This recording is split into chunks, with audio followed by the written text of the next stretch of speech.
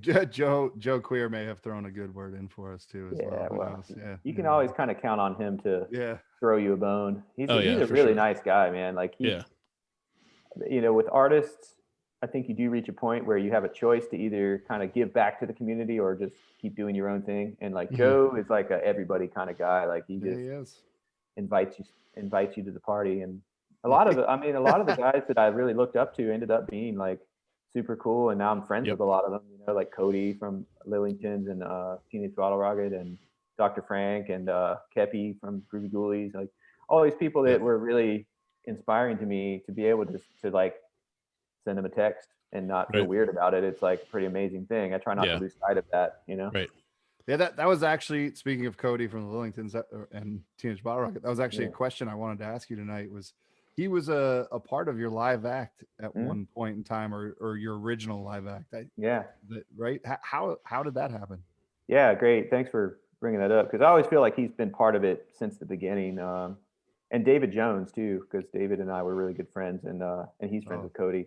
David from After School Special and NMEU. Yeah, that NMEU is such a rad band. Like I have loved them for years and years and years and years. Hell yeah, man! It was a really, really shitty thing to hear that. Oh yeah. When Well, you can see my sweater. That's for David. Like we were gonna hang out the next weekend. I was totally unprepared, but at the same time, when I reflected on it, it didn't shock me that much, because I knew him and I knew what his struggles were and I knew how deep it was. So, I'm sure, did you hear the Lillingtons album of NMEU songs? It was great. Yep. I listened to it like 5 times the day it came out.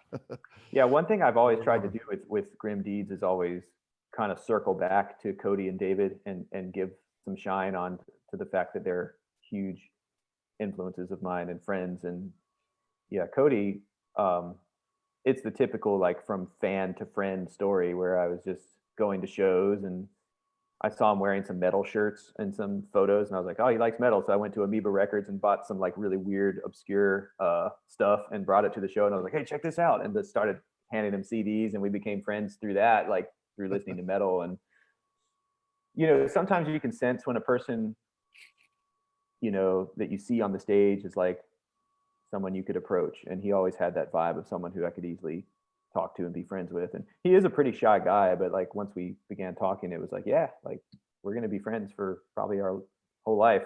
Yeah. And same with David too. So I went on tour with Teenage Bottlerocket twice, just as like a ride along, like third wheel kind of thing. And because I was off of school spring break, and they were touring the West Coast both, I think it was a couple years in a row. And Cody's like, yeah, just ride along with us and hang out. And I was like, hell yeah, man. The first time I think they were touring with Pennywise. And then and the second one, I think they were headlining.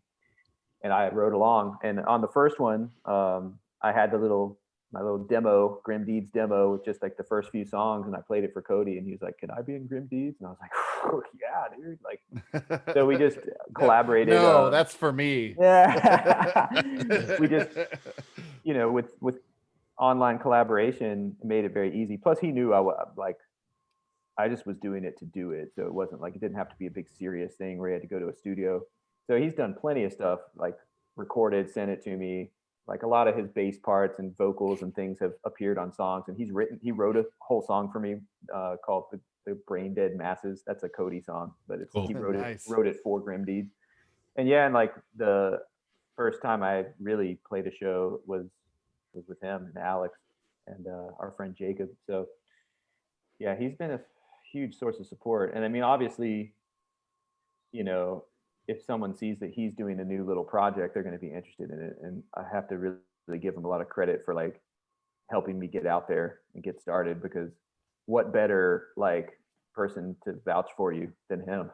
They're my favorite band, the Lillingtons. So yeah, and I'm a big Bottlerocket guy too. So yeah, I just feel really lucky that I pursued that friendship or whatever, the stars aligned and we ended up becoming very good friends.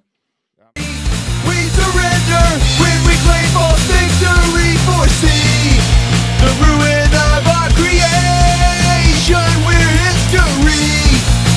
Can't you see what's going on?